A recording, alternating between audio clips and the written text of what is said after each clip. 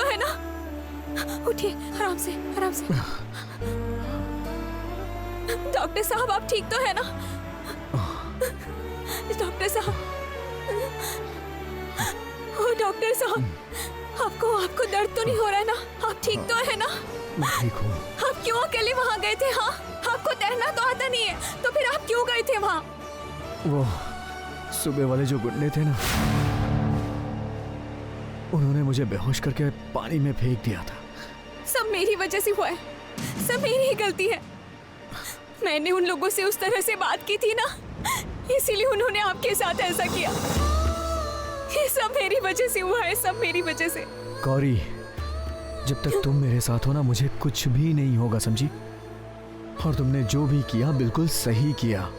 और इसके बाद गौरी, कभी भी अन्याय देखना तो चुप मत बैठना, हर समय अन्याय का विरोध करना। गौरी, ये हमेशा याद रखना कि अन्याय चाहे कितना भी छोटा हो, लेकिन उसका विरोध करना चाहिए। अन्याय कभी जीत नहीं सकता है गौरी। अब ये देखो ना गौरी, उन्होंने मुझे नुकसान पहुंचाना चाहा था ना, पर पहुंचा पाए क्या? नहीं पहुंचा पाए, क्योंकि तुम मेरे साथ थी गौरी। और एक बात हमेशा याद रखना गौरी, अन्याय का विरोध हमेशा करना चाहिए, और सच चाहे कितना भी कड़वा क्यों ना हो, उसे बता देना चाहिए। तो फिर क्या मैं सारी बात डॉक्टर साहब को बता दूं? चाहे वो सच कितना भी परेशान करने वाला क्यों ना हो। समझ रही हो ना तुम? डॉक्टर साहब, मुझे आपसे कुछ जरूरी बात करनी है। आप घर चलिए। कैसी बात? हो मैं बताती हूँ डॉक्टर साहब, ये बात बहुत खास है। आप पहले होटल चलिए, उसके बाद मैं बताती हूँ।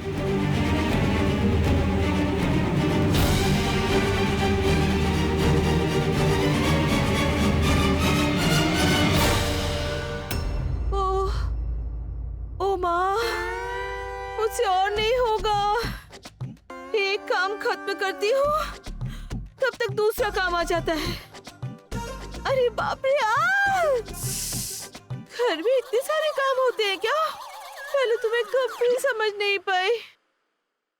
अरे काम करते करते मेरी तो हालत खराब हो गई है बाबा, अब मुझसे नहीं हो रहा है। माधुरी, भैया के कमरे में जाकर थोड़ा गर्म पानी दे आओ। जाती हूँ। नहीं बाबा, देख कर आती हूँ, नहीं तो फिर सुनाएंगे। पानी चाहिए था, वो भी नहीं दिया। ओ मेरी माँ, बिल्कुल अच्छा नहीं लग रहा है। दर्द,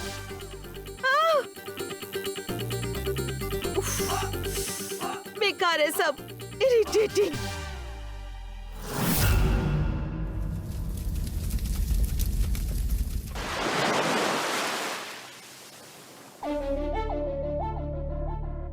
डॉक्टर साहब, आप ठीक तो है ना? आपको दर्द तो नहीं हो रहा है ना? गौरी, मैं ठीक हूँ, इतनी फिक्र मत करो तुम, समझी? पहले ये बताओ कि तुम मुझसे कहना क्या चाह रही थी? हाँ,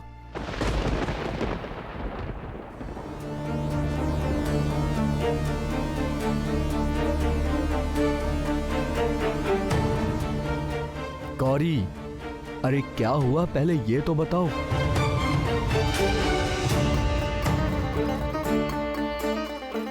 डॉक्टर साहब, मुझे आपको एक जरूरी बात बतानी है। मैं जानती हूँ, मैं जो बोलने वाली हूँ वो आपको बिल्कुल अच्छा नहीं लगेगा।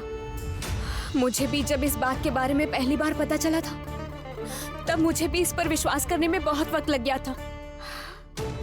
मेरा विश्वास, भरोसा सब डगमगा गया था। अभी कुछ ही दिन हुए थे मुझे आपके घर आए, और इतने में मेरी ऐसी हालत हो गई। गौरी, बातें ऐसे मत घुमाओ, जो भी है साफ साफ बताओ। मुझे बुरा लगेगा या नहीं लगेगा वो बाद में देखेंगे, मैं सुनना चाहता हूँ, मुझे साफ साफ बताओ। मैं जिनके बारे में बोलने वाली हूँ वो आपके अपने लोग हैं डॉक्टर साहब। आपको सुन के बहुत तकलीफ होगी, बहुत बुरा लगेगा। गौरी, तुम अच्छी तरह से जानती हो कि मुझे कोई भी बात साफ साफ सुनना पसंद है, इसलिए प्लीज बातों को उलझाओ मत ऐसे। असल में मैं इतना सब कुछ बोल रही हूँ क्योंकि मैं समझ ही नहीं पा रही हूँ कि आपको उनका नाम कैसे बताऊं। वो आपसे बहुत प्यार करती हैं और आप भी उनसे बहुत प्यार करते हैं।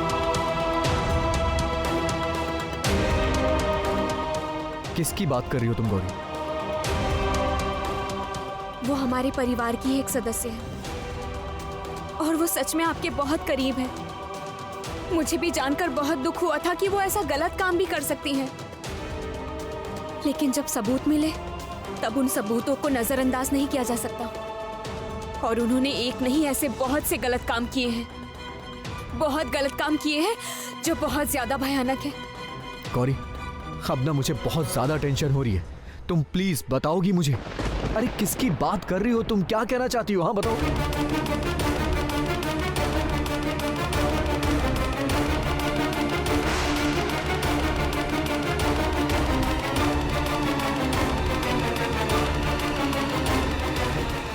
शैलोमा।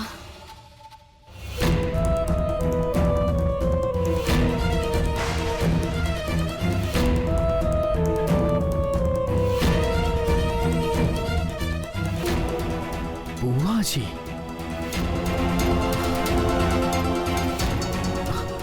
क्या किया था बुआ जी ने?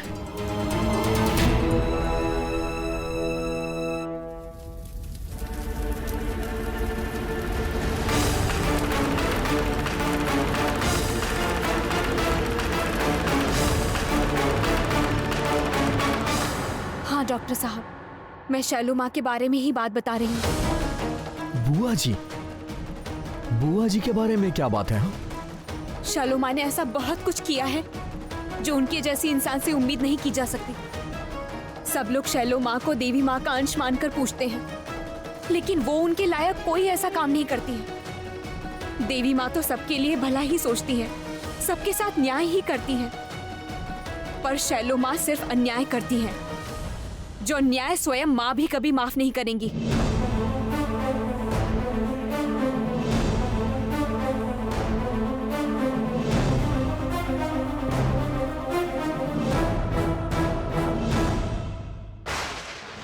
कौन सा अन्याय गौरी? क्या अन्याय किया है बुआ जी ने? प्लीज प्लीज मुझे खुलकर बताओ कि तुम बुआ जी के बारे में ऐसा क्यों बोल रही हो? जानते हैं डॉक्टर साहब, मैंने इस अन्याय के बारे में सबसे पहले सुना था सनातन काका के मुंह से, जब सनातन काका हमारे घर में आए थे और मेरे बारे में झूठा बयान दिया था और कहा था कि मैं आपको मरवाना चाहती हूँ। और उन्होंने ये काम भी किया था शैलोमा के कहने पर। शैलोमा, जो किया है सब शैलोमा ने किया है।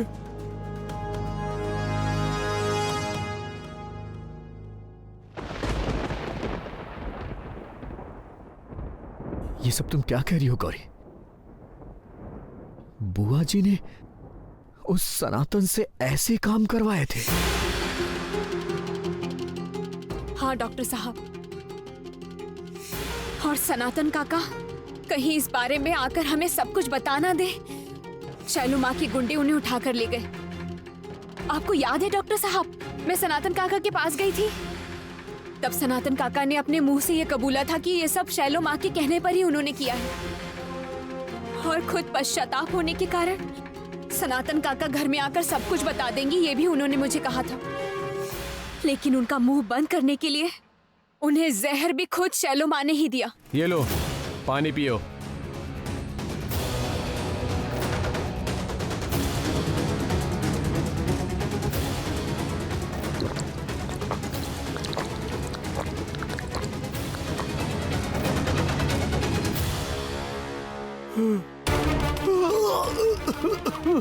पानी, थोड़ा पानी दो मुझे। तुझे मैंने पानी नहीं जहर पिलाया है, समझा सनातन सापुई? जहर? तुमने जहर पिला दिया मुझे?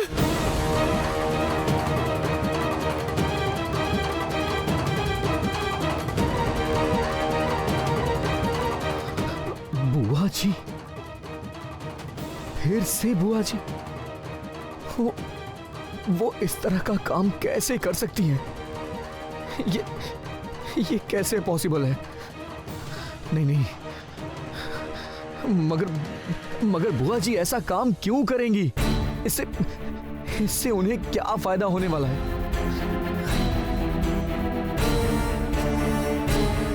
सब तो मैं नहीं जानती डॉक्टर साहब। मेरे मन में बस एक ही सवाल उठ रहा था। मुझे तो पहले ये मानने में ही बहुत परेशानी हुई कि क्योंकि वो मुझे पसंद नहीं करती है, सिर्फ इसलिए वो इतना बड़ा अन्याय भी कर सकती है। जो आंखों से देखा उसे कैसे नजरअंदाज करूं?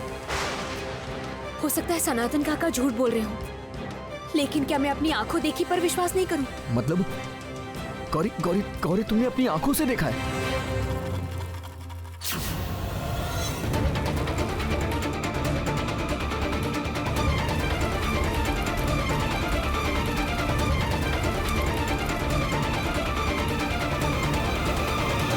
वो जो दुर्जटी बाबा, वो जो हमारे घर पर आए थे, वो असल में एक ठग है।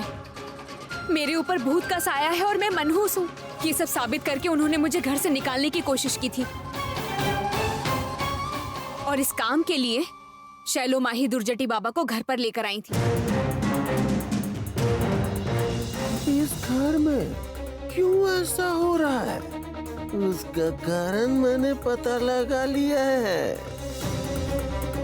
इस घर में एक अशुभ आत्मा है।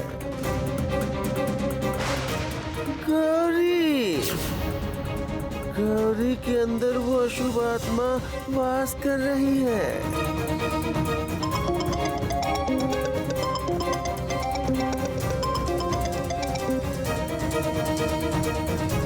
ये सब जानने के बाद मैं भी चाल चलने पर मजबूर हो गई। देवी माँ ने मुझे रास्ता दिखाया।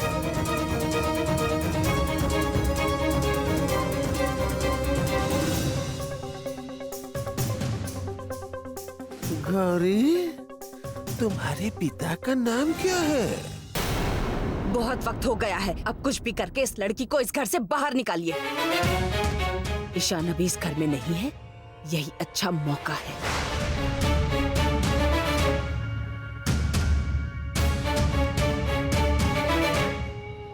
ये जो इतना बड़ा नकली रत्नों का कारोबार है, शैलू माँ के कारण जिस कारोबार का कुछ हिस्सा मुझे भी मिलता है, उसे और बढ़ाना होगा ना।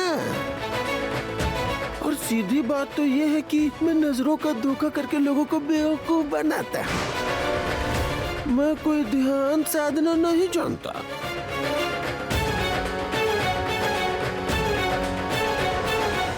मुझे घर से बाहर निकालकर आश्रम भेजने की जो साजिश है, वो सिर्फ दुर्जटी बाबा की नहीं है, वो आपकी भी है शैलो माँ। और एक बात नहीं सुनना चाहता हूँ गौरी, और ये बात तुम किसी से नहीं कहोगी। नहीं बोलूंगी तो काम कैसे चलेगा छोटे दादाजी? अगर मैंने सब जानने के बाद भी कुछ नहीं कहा तो ये देवी माँ के प्रति अन्याय होगा दादाजी। और इस बार तो मैं बिल्कुल भी चुप नहीं बैठने वाली हूँ। मैं सब कुछ सबको जाकर बताऊंगी। इस परिवार में अब कुछ भी छुपा नहीं रहेगा।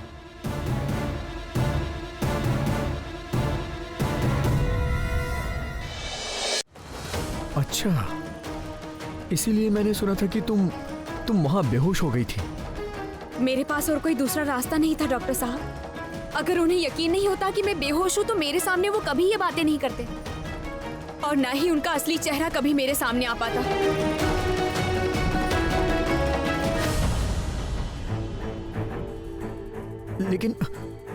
लेकिन गौरी, ये सब तुम क्या कह रही हो? और मुझे इस बात पे यकीन नहीं हो रहा है गौरी। बुआ जी आखिर ये सब क्यों करेंगी? और तुम जो कह रही हो कि बुआ जी और वो धुरजटी बाबा और वो छोटे दादू, ये लोग आपस में किसी नकली रत्न की बातें कर रहे थे। इसका मतलब ये लोग नकली रत्नों का कारोबार करते हैं। गौरी, मतलब हम लोग लोगों को ठगने का काम करते हैं।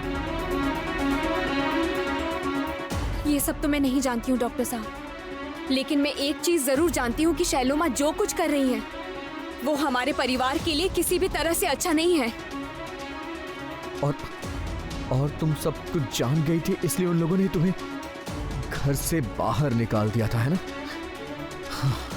गौरी प्लीज मुझे बताओ, घर में और क्या क्या हुआ था?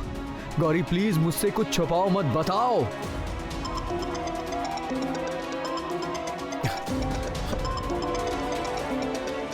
डॉक्टर साहब, कल से आपको पापा फोन कर रहे हैं और अभी भी घर से बार बार फोन आ रहा है। इसका मतलब जरूर घर पर कुछ हुआ है डॉक्टर साहब, नहीं तो इतनी बार फोन क्यों आता? आप फोन उठा लीजिए। हेलो। ईशान बेटा, ईशान बेटा, घर में आग लग गई है, सब कुछ जलकर खाक हो गया है। तुम लौट आओ बेटा, बेटा तुम लौट आओ। क्या हुआ? अपने घर में आग लग गई? हाँ।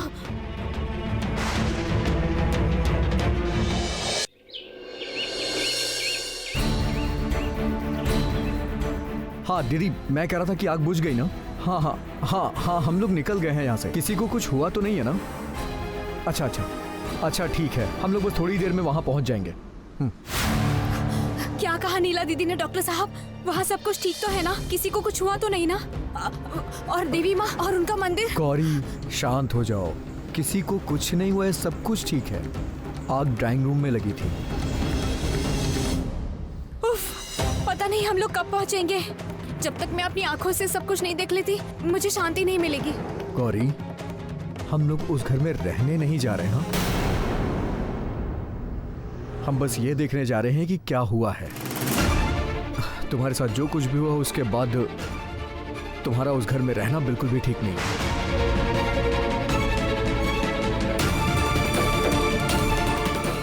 ये क्या कह रहे हैं आप? सुनो गौरी, इस बारे में तुम मुझसे कुछ भी नहीं कहोगी। मैं जो भी कह रहा हूँ वो सब सोच समझ के कह रहा हूँ। इसको लेकर के तुम मुझसे बहस मत करना। लेकिन डॉक्टर साहब, वो तो आपका ही घर है, आप उसी घर के बेटे हो। इस तरह घर छोड़कर जाना क्या सही होगा? जो सही है मैं वही कर रहा हूँ गौरी। उस घर का बेटा होने के नाते, उस घर का सदस्य होने के नाते जो मेरा कर्तव्य है मैं सब निभाऊंगा। पर तुम्हारा पति होने के नाते तुम्हारे प्रति भी मेरा कुछ कर्तव्य है। उस घर के लिए मुझे जब भी कुछ करना होगा मैं वो सब करूंगा, लेकिन उस घर में नहीं रहूंगा गौरी। उस घर में मेरा रहना अब असंभव है गौरी।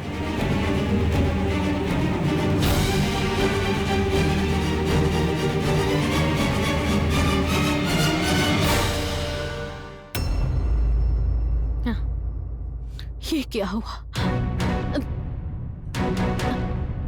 अरे नीला, तुम्हारी बात ईशान से हुई ना? उसने क्या कहा? वो आ रहा है? पता नहीं छोटी दादी, पर कहा तो था कि वो आएगा।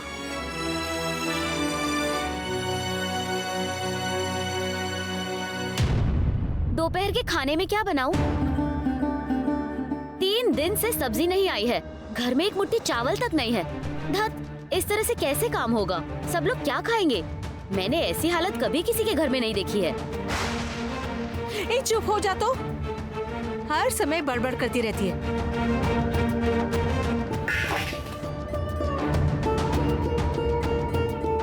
पापा, चाचा जी, हम लोग तो बर्बाद हो गए हैं। हमारे सारे आउटलेट के कर्मचारियों ने आपस में हाथ मिलाकर हमारी दुकानें बंद कर दी हैं। धरने पे बैठे हैं, अनशन कर रहे हैं। कह रहे हैं जब तक उनकी मांगे पूरी नहीं होगी अनशन नहीं तोड़ेंगे। दूसरी तरफ मीडिया इसका न्यूज बना रही है। पापा, इतने सालों की गुडविल एक झटके में तहस नहस हो गई है। खत्म हो गया, सब खत्म हो गया, सब खत्म हो गया। ये घर, ये व्यापार, सब बर्बाद हो गया, सब बर्बाद हो गया।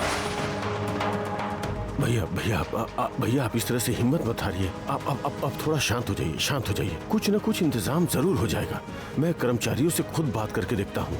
पर छोटे दादाजी, वो लोग तो किसी की भी बात नहीं सुन रहे हैं, बल्कि परिस्थिति और भी खराब होती जा रही है। मुझे समझ में नहीं आ रहा है कि हमारे जो पुराने स्टाफ हैं, जो कई सालों से हमारे साथ काम कर रहे हैं, वो लोग ऐसा क्यों कर रहे हैं? समझ में नहीं आ रहा है। वो धरने पर क्यों बैठे हैं?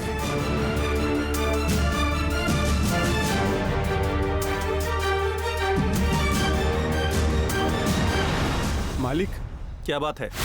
तुम यहाँ क्यों आए हो? मालिक, मुझे पिछले महीने के पैसे नहीं मिले हैं। मुझे भी तो मेरा घर चलाना पड़ता है ना।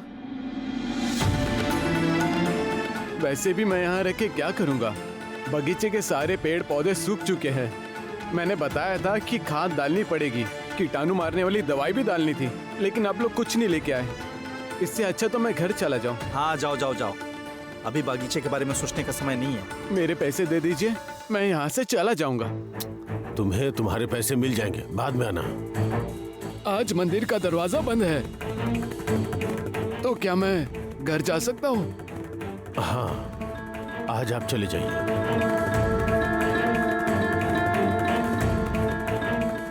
सब लोग आकर जा रहे हैं, अजीब बात है।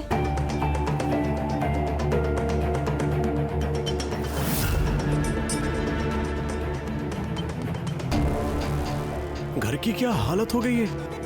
सुनो, सब लोग ठीक है ना? कहीं किसी को कुछ हुआ तो नहीं? तुम अचानक इस घर में? तुम तो बड़ी शान से अपनी पत्नी और बेटे को लेकर इस घर से चले गए थे। वापस क्या करने आए हो तुम? मैं इस घर में रहने नहीं आया हूँ। नीला ने मुझे बताया कि इस घर में आग लगी है, इसलिए सबको देखने आया हूँ। बोलिए मत कि मैं भी इस घर का बेटा हूँ। तुम लोग वापस आ गए बेटा। तुम लोगों के चले जाने से देखो इस घर की रौनक चली गई। और कितना दुख, कितनी तकलीफ झेलेगा ये घर, और कितना। इस घर में जो अन्याय हुआ है, जो अत्याचार हुआ है, उसका फल तो सबको मिलेगा ही ना।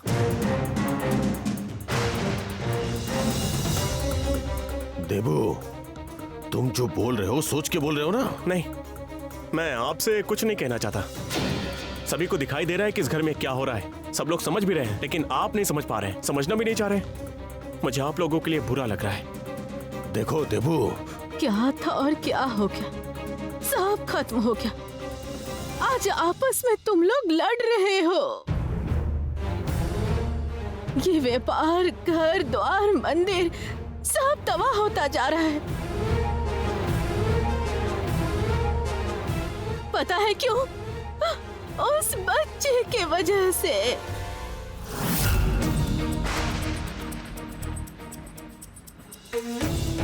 जब से वो बच्चे घर छोड़कर गई है, तब से इस घर की ऐसी हालत हो गई है। ये आप क्या कह रही हैं? आपका दिमाग ठीक तो है? तुम चुप रहो, बकवास कर रही हो। यहाँ हमारी बात हो रही है और ये उस लड़की को बीच में लेके आ गई। उसके रहने न रहने से क्या फर्क पड़ता है? पड़ता है, फर्क पड़ता है। यही आप लोग समझ नहीं पा रहे। इसकी वजह से आज हमारे परिवार की ऐसी हालत हो गई। जब से गौरी के कदम इस घर में पड़े थे, तब से सब कुछ शुभ होता आ रहा था।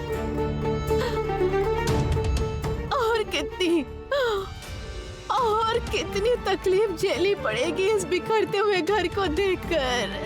हे भगवान। किस्मत में जो लिखा है बस वही होगा। रोने धोने से कोई फायदा नहीं होगा।